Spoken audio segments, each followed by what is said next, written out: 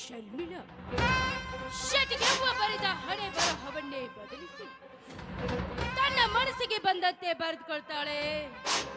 ಈ ತಾಂತ್ರಿಕ ಯುಗದಲ್ಲಿ ಹೇಗೆ ಬಾಳಿ ಬದುಕಬೇಕು ಅನ್ನೋ ಬದುಕನ್ನ ಕಟ್ಟಿಕೊಂಡ ಛಲಗಾರ್ತಿರಿ ನಾನು. ಮನುಷ್ಯ ಬಡತನದಲ್ಲಿ ಹುಟ್ಟಿದ್ದು ತಪ್ಪಲ್ಲ, ಬಡತನದಲ್ಲಿ ಬಾಳೋದು ತಪ್ಪು. ಕೈ ಕಟ್ಟಿ ಕುಳಿತುಕೊಂಡ್ರೆ ಸಿರಿತನ ಬರೋದಿಲ್ಲ. ಒಂದು ತಲೆನ ಹಿಡಿಬೇಕು, ಇಲ್ಲ ತಲೆನ ಹೊಡಿಬೇಕು. ಜಾತಿ, ಮತ, ಮೇಲು ಕೀಳು, ಸಿರಿತನ ಬಡತನ ಹೇಗಿರುತ್ತೆ ಅಂತ ಪಕ್ಕಾ ಅನುಭವಿಸಿ ಬಂದೋಳು ರೀ ನಾನು.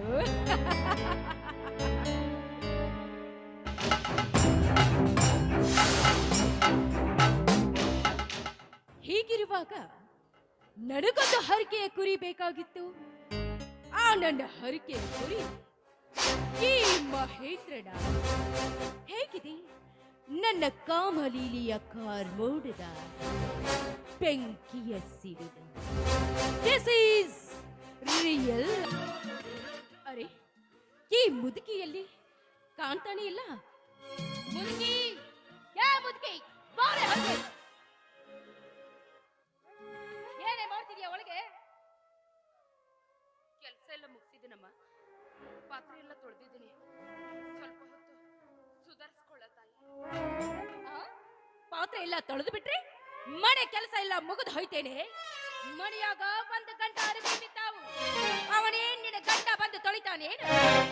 ನೋಡವ್ವ, ನನಗೆ ಬೇಕಾದ ಕೆಲಸ ಕಚ್ಚು, ಬೇಕಾದಷ್ಟು ಬೈ. ದೇವರಂತ ನನ್ನ ಗಂಡಗ ಮಾತ್ರ ಏನು ಅನ್ಬೇಡವ, ಏನು ಅನ್ಬೇಡ.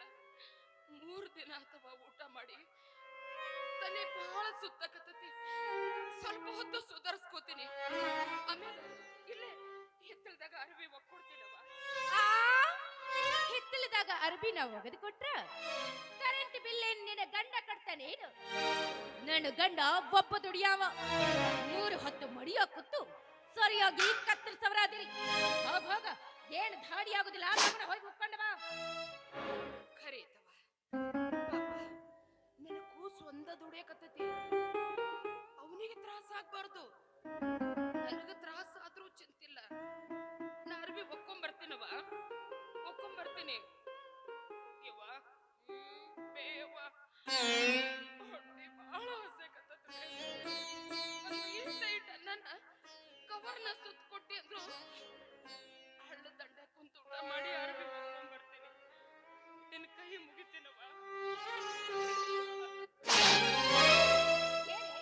ಬಾಯ್ ತೆಗೆದ್ರೆ ಬರೀ ಅಣ್ಣ ಅಣ್ಣ ಅಂತ ಬಡ್ಕೊಂಡು ಹೋಯ್ತೀರ. ಅಣ್ಣನೇ ಕಟ್ಟಿದ್ದೇನೆ ನೀನು. ಇವತ್ತೊಂದು ದಿನ ಅಣ್ಣ ತಿನ್ಲಿಲ್ಲ ಅಂದ್ರ ನೀ ಹೋಗಂಗಿಲ್ಲ.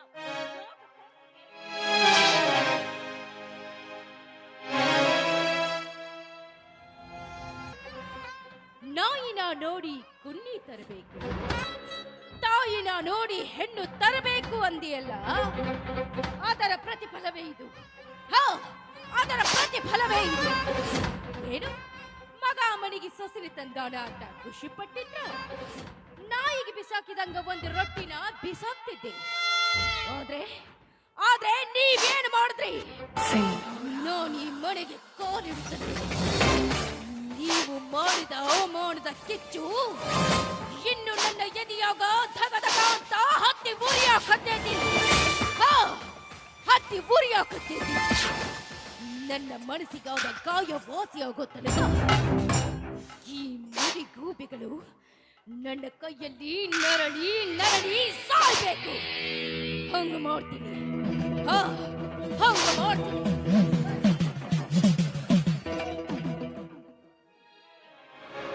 ಬನ್ರಿ, ಎಷ್ಟು ಬೇವುತ್ತೀರಿ? ನಿಮ್ಗೆ ಎಷ್ಟು ಸಲ ಹೇಳಿನಿ ಕಾರ್ನ್ಯಾಗ ಎಸಿ ಹಚ್ಕೋರಿ ಅಂತ. ಹಂಗ ಒಬ್ಬ ಡ್ರೈವರ್ ನಿಟ್ಕೋರಿ ಅಂತ ಹೇಳಿದ್ನಿ. ನೀವ ಇಟ್ಕೋತೀರೋ ಅಥವಾ ನಾನೇ ಅಪಾಯಿಂಟ್ಮೆಂಟ್ ಮಾಡ್ಬೇಕು? ಚಿನ್ನ, ಕಾರ್ ಗಾಡಿಗೆ ಡ್ರೈವರ್ನ ನೇಮಕ ಮಾಡಿದ್ದಾಗಿದೆ. ಏನ್ ಮುಂದೆ ಆ ಕಾರ್ ಗಾಡಿಯನ್ನು ನೀನು ಎಲ್ಲಿ ಬೇಕಾದಲ್ಲಿ ತಗೊಂಡು ಹೋಗ್ಬೋದು. ಚಿನ್ನ, ಮುದುಕಿ ಏನ್ ಮಾಡ್ತಾ ಇದ್ದಾಳೆ? ಅಯ್ಯೋ ಅಯ್ಯೋ ಅಯ್ಯೋ ಅಯ್ಯೋ ಅಯ್ಯೋ ಅಯ್ಯೋ, ನಿಮ್ಮ ಹೋಗೈತ್ ನೋಡ್ರಿ. ಎಷ್ಟ್ ಹೇಳ್ತನು ಒಟ್ಟ ನನ್ನ ಮಾತ ಕೇಳಂಗಿಲ್ಲ ಅಂತಾರ. ಅತ್ತೇವ್ರ ನಾ ಇರುತ್ತನ ನೀವೇನೂ ಕೆಲಸ ಮಾಡ್ಬೇಡ್ರಿ, ಕಾಲ್ ಮ್ಯಾಲ ಕಾಲ್ ಹಾಕೊಂಡು ಕುರ್ಚಿ ಮ್ಯಾಲ ಕುಂತ ಟಿವಿ ನೋಡ್ರಿ, ಟೈಮ್ ಟು ಟೈಮ್ ಸರಿಯಾಗಿ ಊಟ ಮಾಡ್ರಿ ಅಂತ ಎಷ್ಟ್ ಹೇಳ್ತನು ಆದ್ರ ನನ್ನ ಮಾತ ಕೇಳಂಗಿಲ್ಲ ಅಂತಾರ. ಈಗ ನಾ ಒಳಗಿರ್ಬೇಕಾದ್ರ ಅರ್ಬಿ ತೊಳ್ಕೊಂಡ್ ಬರ್ತೇನೆ ಅಂತ ಹೇಳಿ ಹಳ್ಳಕ್ ಹೋಗ್ಯಾಳ. ನೀನು ಬಟ್ಟೆ ಗಂಟೆ ಹಿಡ್ಕೊಂಡು ಹಳ್ಳದ ದಂಡಿಗೆ ಹೋತ ಮುದುಕಿ ಶರ್ಮಿಳಾ, 10 ಆಳುಗಳು ಮನೇಲಿ ದುಡಿತಿರುವಾಗ ಬಟ್ಟೆ ಗಂಟೆ ಹಿಡ್ಕೊಂಡು ಹಳ್ಳದ ದಂಡಿಗೆ ಹೋಗಲ ಮುದುಕಿ. ನೋಡಿದ ಜನ ಏನಂತಾರೆ? ಈ ನನ್ನ ಮರ್ಯಾದೆ ನಮ್ಮೂರ್ ಕಾಸಿಗೆ ಮಾರ್ತಾ ಇದ್ದಾಳೆ ಅವಳು. ಹೌದ್ ನೋಡ್ರಿ, ಊರ್ ಮಂದಿ ಮಾತಾಡುವಂಗ ನಮ್ ಬಾಳಿ ಆಗೈತಿ. ಮಗ ಸಸಿ ಮನ್ಯಾಗ ಕುಂತ ತಾಯಿನ ಕೆಲ್ಸಕ್ಕೆ ಹಚ್ತಾರ ಅಂತ ಊರ್ ಮಂದಿ ಮಾತಾಡಕ್ ಹತ್ಯಾರ. ಅಷ್ಟಲ್ರಿ ಅತ್ತಿಯವ್ರ, ಚಲೋ ಸೀರೆ ಉಟ್ಕೋರಿ ಅಂದ್ರ ನನಗ್ ಯಾಕ ಬೇಕು ಬಿಡಬೇ ಯವ್ವ, ಎಲ್ಲೋ ನಾಳೇನೋ ಬಿತ್ ಹೋಗೋ ಮರ ಅಂತಾಳ. ಅಷ್ಟಲ್ರಿ ಮಾವರ್ ಮನಿ ಬಿಟ್ಟು ಹೋದಾಗಿಂದ ಅತ್ತೆ ಮನಸ್ಸ ಸರಿ ಇಲ್ಲ. ಒಂದೊಂದ್ಸಲ ಹುಚ್ಚುಚ್ಚಂಗ ಮಾತಾಡ್ತಾಳ. ನಿಮ್ ಗೆಳೆಯರು ಯಾರ ಮನಿಗ್ ಬಂದ್ರ ನನ್ನ ಮ್ಯಾಲೆ ಸಂಶಯ ಪಡ್ತಾಳ. ನಿಮ್ಮ ಅವನ ಕೈಲೇ ಬಯಸ್ಕೊಂಡು ನನ್ನ ಗ್ಲಾಮರ್ ಅನ್ನೋದು ಹಾಳಾಗಿ ಹೋಗೈತ್ರಿ. ಮುದುಕಿ ಯಾವ ರೀತಿ ಮಾಡ್ತಾ ಇದ್ದಾಳ? ಅವತ್ತೇ ಆ ಮುದುಕನ ಬೆನ್ನು ಹತ್ತಿ ಹೋಗಿದ್ರ ಆ ಮುದುಕಿ ನಿನಗೆ ಮಾತಾಡ್ತಾ ಇದ್ದಳೇನು? ಈಗ ಏನಾದ್ರೂ ಮುದುಕಿ ಮನೆಯಲ್ಲಿ ಇದ್ದಿದ್ರೆ ರೀ, ಮತ್ತೆ ನೀವೇನು ತಪ್ಪು ತಿಳ್ಕೊಳ್ದಿಲ್ಲ ಅಂದ್ರ ಅತ್ತೆಯವ್ರನ್ನ ಅನಾಥಾಶ್ರಮಕ್ಕೋ ಇಲ್ಲ ವೃದ್ಧಾಶ್ರಮಕ್ಕೋ ಬಿಟ್ಟು ಬರೋಣ. ಯಾಕಂದ್ರ ಆಕೆ ಅಲ್ಲಿ ಕಣ್ಣು ಮಾರಿ ಮಣ್ಣು ಮಾರಿ ಇರ್ತಾಳ. ಊರ್ ಮಂದಿ ನಮಗ್ ಮಾತಾಡೋದರ ತಪ್ಪೈತಿ. ಏನಂದೆ?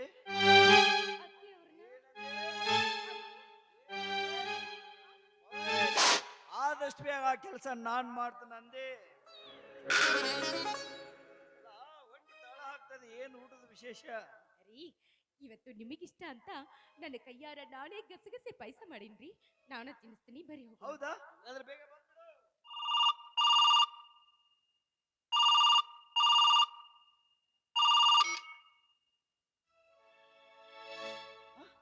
ಹೌದಾ?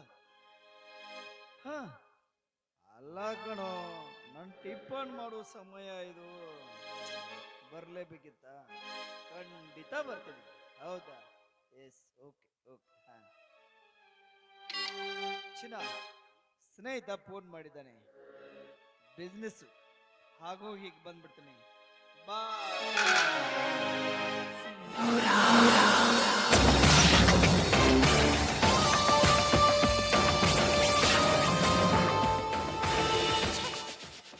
ಹೋಗಿ ಹೋಗಿ, ಎಲ್ಲಿಗೆ ಹೋಗ್ತಾರೆ?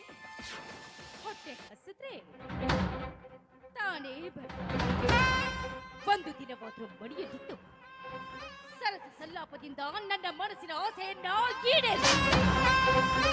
ಮದುವೆಯಾಗಿ ಎಷ್ಟು ದಿನವಾದ್ರೂ ನನ್ನ ಹೊಟ್ಟೆ ಒಳಗ ಒಂದು ನಾಯಿ ಕುಟಿ ಸಹಿತ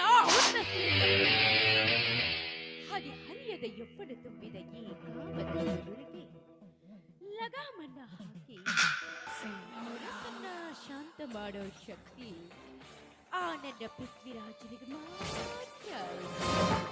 ಆ ನನ್ನ ರಾಜನನ್ನ ಈ ನನ್ನ ಮನೆಗೆ ಕರೆಯಿಸಿ ಅವನ ರೋಮವರಿತ ಎದೆ ಮೇಲೆ ನಿಂತು ರಕ್ಷಣ ಮಾಡಿಸ್ಕೋಬೇಕು ಅಂದ್ರೆ ಈ ಹಾಳಾದ ಮುದುಕಿ ಒಂದು ಮಡಿಯಾಗ ಬಿದ್ದಿರ್ತೈತಿ. ಹೇಗೂ ಮಹೇಂದ್ರನಿಂದ ಪರ್ಮಿಷನ್ ಅಂತೂ ಸಿಕ್ಕಾಯ್ತು. ಇದೇ ಸೂಕ್ತವಾದ ಸಮಯ ಅಂತ ತಿಳಿದು ಅತ್ತೆ ಎಂಬ ಕತ್ತೆಯನ್ನ ಮನೆಯಿಂದ ಹೊರ ಹಾಕಿದ್ರೆ ನನ್ನ ಮನಸ್ಸಿಗೆ ಎಷ್ಟೋ ನೆಮ್ಮದಿ.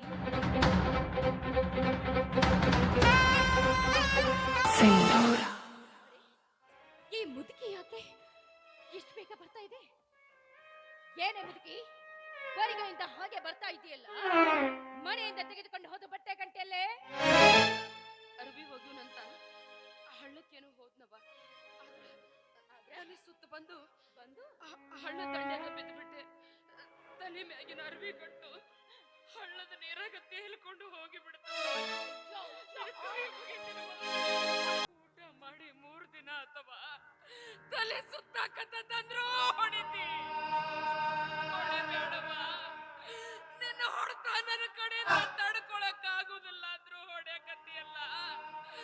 ಎಂತ ಹೊಲಸು ಹೊಟ್ಟೆಯಾಗ ಹೊಟ್ಟೆ ಬಂದಿರಬೇಕು ನೀ.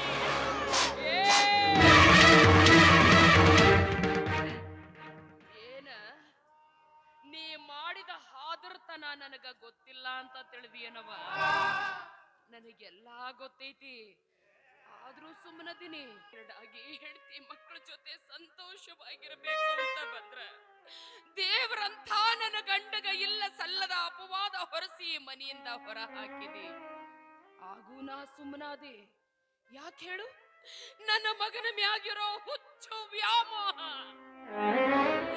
ನೀ ಸರಿ ಇಲ್ಲ ಅನ್ನೋ ವಿಚಾರ ನನ್ನ ಮಗನಿಗೆ ಗೊತ್ತಾದ್ರ ಅವ ಜೀವಕ್ಕೆ ಏನಾರ ಮಾಡ್ಕೊಂಡ್ ಬಿಡ್ತಾನೋ ಅನ್ನೋ ಭಯ. ಆದ್ರ ಇವತ್ತು ಮಾತ್ರ ನಾ ಸುಮ್ಮನಿರುದಿಲ್ಲವಾ, ಸುಮ್ಮನಿರುದಿಲ್ಲ. ಇವತ್ತ್ಯಾಡ್ರಾಗ ಒಂದು ತೀರ್ಮಾನ ಆಗಕ್ಕ ಬೇಕು. ಬರ್ಲಿ ನನ್ನ ಮಗ, ಆಹಾ! ಬರ್ಲಿ ನನ್ನ ಗಂಡ. ಇವತ್ತ ಎರಡರಾಗ ಒಂದು ತೀರ್ಮಾನ ಆಗಬೇಕು. ಇವತ್ತ ಈ ಮನೆಯಾಗ ನಾನಿರ್ಬೇಕು, ಇಲ್ಲ ನೀನಿರ್ಬೇಕು. ಬರ್ಲಿ ನನ್ನ ಗಂಡ. ಹೆಣ್ಣಾದಕ್ಕಿಗೆ ಸಹನೆ ತುಂಬಿ ತುಳುಕ್ತಿರ್ಬೇಕು. ಮನೆಗೆ ಸೊಸಿಯಾಗಿ ಬಂದಕಿ ಮನಿ ದೀಪ ಬೆಳಗಬೇಕಾ ಹೊರತು ನಿನ್ನಂಗ ಮಾರಿಯಾಗಿ ಮನಿ ದೀಪ ತೆಗಿಬಾರ್ದವ್ವ, ತೆಗಿಬಾರ್ದು. ಮುತ್ತೈದೆ ಎನ್ನೋ ಅರ್ಥನಾದ್ರೂ ನಿನಗೇನಾರ ಗೊತ್ತೈತೇನವ? ಹಳೆಯ ಕುಂಕುಮ ಒಂದು ಮುತ್ತು, ಮೂಗುತಿ ಒಂದು ಮುತ್ತು, ಕೊರಳ ಮಾಂಗಲ್ಯ ಒಂದು ಮುತ್ತು, ಹಸಿರು ಬಳೆಗಳೊಂದು ಮುತ್ತು, ಕಾಲಲ್ಲಿರೋ ಕಾಲುಂಗುರ ಒಂದು ಮುತ್ತು.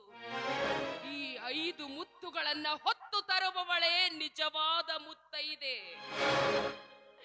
ಶಾಸ್ತ್ರ ಸಂಪ್ರದಾಯ ನಿನಗ ಗೊತ್ತಿದ್ದಿದ್ರ ನೀ ಹೆಂಗ ಮಾತಾಡ್ತಿದ್ದಿಲ್ಲವಾ? ಹೆಂಗ ಮಾತಾಡ್ತಿದ್ದಿಲ್ಲ? ಏನೇ ಬಾಯ್ ತೆಗೆದ್ರೆ ಶಾಸ್ತ್ರ ಸಂಪ್ರದಾಯ ಅಂತ ಬಡ್ಕೋತಾ ಇದೆಯಲ್ಲ. ನಿನ್ನ ಗಡ್ಡು ಸಂಪ್ರದಾಯ ನನಗೆ ಬೇಕಾಗಿಲ್ಲ. ಮುಚ್ಚೆ ಬಾಯಿ. ಶಾಸ್ತ್ರ ಸಂಪ್ರದಾಯ ಅಂದ್ರ ಏನು ಅಂತ ತಿಳಿದಿಯವ್ವ? ಗುರು ಹಿರಿಯರು ಎಲ್ಲಾರು ಸೇರಿ ಕೈ ಮ್ಯಾಗ ಕೈ ಇಟ್ಟು ಹಾಲ ಹಾಕಿ ಅಕ್ಷತೆ ಹಾಕಿ ಗಂಡು ಹೆಣ್ಣು ಜೊತೆ ಮ್ಯಾಗ ನಿಂತು ಅರುಂಧತಿ ನಕ್ಷತ್ರ ನೋಡಿ 7 ಹೆಜ್ಜೆಗಳ ಸಪ್ತಪದಿ ತುಳಿದು ಗಂಡನ ಮನೆಗೆ ಬಲಗಾಲಿಟ್ಟು ಬರ್ತಾಳಲ್ಲ, ಅದವ 7 ಹೆಜ್ಜೆಗಳ ಸಪ್ತಪದಿ ಅಂತ. ಅದರ ಅರ್ಥ ಏನು ಅಂತ ನಿನಗೇನಾರ ಗೊತ್ತೈತೇನವ? ಕಾರೇಶು ದಾಸಿ, ಕರುಣೇಶು ಮಂತ್ರಿ, ಭೋಜೇಶು ಮಾತಾ, ರೂಪೇಶು ಲಕ್ಷ್ಮಿ, ಶಯನೇಶು ರಂಭಾ, ಕ್ಷಮಯಾ ಧರಿತ್ರಿ. ಅಂದ್ರ ಧರ್ಮದಲ್ಲಾಗ್ಲಿ ಧನದಲ್ಲಾಗ್ಲಿ ವ್ಯಾಮೋಹದಲ್ಲೇ ಆಗ್ಲಿ ಗಂಡನ ಕಷ್ಟ ಸುಖದಾಗ ಭಾಗಿಯಾಗಿ ಸದಾ ಅವನಿಗೆ ಬೆನ್ನೆಲುಬಾಗಿರ್ತಾಳಲ್ಲ, ಆಕಿಗಂತಾರವ ಕಾರೇಶು ದಾಸಿ ಅಂತ.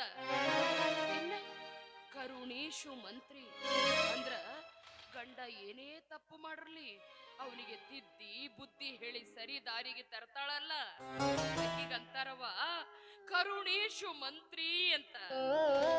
ಇನ್ನ ಭೋಜೇಶು ಮಾತಾ ಅಂದ್ರ ಹೊಟ್ಟಿ ಹಸದ ಮನೆಗೆ ಯಾರೇ ಬರ್ಲಿ ಅವ್ರಿಗೆ ತಾಯಿ ಸ್ಥಾನದಾಗ ನಿಂತು ಹೊಟ್ಟೆ ತುಂಬಾ ಊಟ ಮಾಡಿಸಿ ಮನೆಯಿಂದ ಬೀಳ್ಕೊಡ್ತಾಳಲ್ಲ, ಆಕಿಗಂತಾರವ ಭೋಜೇಶು ಮಾತಾ ಅಂತ.